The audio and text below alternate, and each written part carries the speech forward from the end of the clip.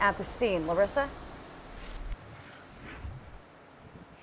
Just a little while ago, this was a very active scene filled with numerous emergency vehicles. Hazmat crews spent 3 hours here cleaning up and neutralizing that chemical spill. A spokesperson with the Birmingham Water Works Board, which operates the filtration plant, tells us sodium hypochlorite, which is basically diluted bleach, and ferric sulfate somehow mixed together.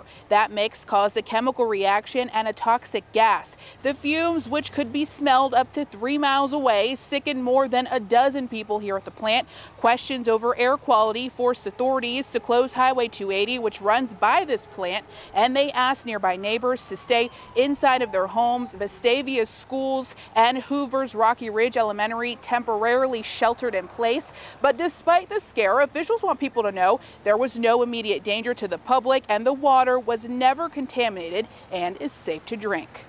We have several water treatment plants, 4 to be exact, so just in case if one has to be shut down for any immediate reason, we have several backups.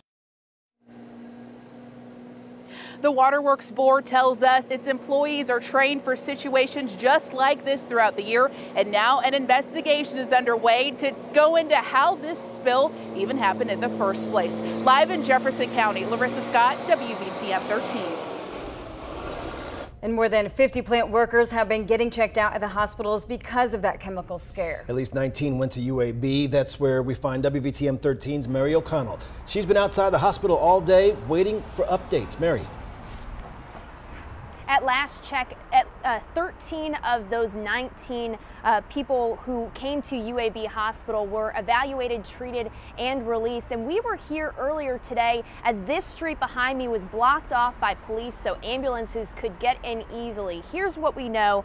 50 to 55 people were taken to area hospitals, 14 contractors at the site, and 1 Waterworks employee were taken to the hospital immediately after the accident. Others came in as a precaution, but no one had life-threatening injuries. For this type of chemical exposure, doctors tell us patients could see breathing problems, eye irritation, and possible skin burns. Doctors here at UAB plan extensively throughout the year and drill often for situations just like this. Doctors say they were fully prepared to handle the amount of people who needed help after this accident. Today may seem like a really big deal to a lot of folks, but for us this is really just Wednesday. The difference today is that we were dealing with chemical exposures possibly, and we did do some hazardous materials decontamination, so some folks got a shower on their way in the door. Patients were also taken to Brookwood, Grandview, and St. Vincent's Hospital. And while doctors here at UAB couldn't disclose much about the patients who were treated, they did say that they were calm and easy to work with. In Birmingham, Mary O'Connell, WVTM 13. Dozens who live near the gas leak are just getting back to normal after sheltering in place this morning. Yeah, some reported feeling a slight burning in their throat. WVTM 13's John Papke joins us from a home that's overlooking the treatment plant. And John, how strong was that smell? Now, Brittany, this homeowner lives just about a football field away from the water treatment plant. You see the water tanks behind me here. He said the odor was so strong that it made his throat burn and caused him to leave. Now, Tom Powell has lived just up the hill from the water treatment plant for the last 2 decades. He says he first smelled the strong chlorine or bleach odor standing in his carport around 9:30 this morning. Emergency crews blocked off several roads around the plant and completely closed Highway 280 for more than an hour.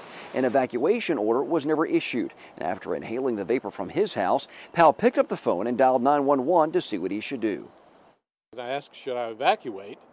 And they said they couldn't tell me that either. So I evacuated on my own, packed up the 2 dogs and the 2 cats, and we left. Now, we caught a few whiffs of the chlorine odor ourselves from atop the hill here, but it was never really strong enough to cause us any problems. And the Jefferson County EMA issued an all clear for this area around 1 o'clock this afternoon. Live in the Vestavia Hills, John Papke, WVTM 13. And we will keep following the investigation into the chemical spill and its aftermath. You can keep all eyes on the developments with our WVTM 13 app. It's free for you to download.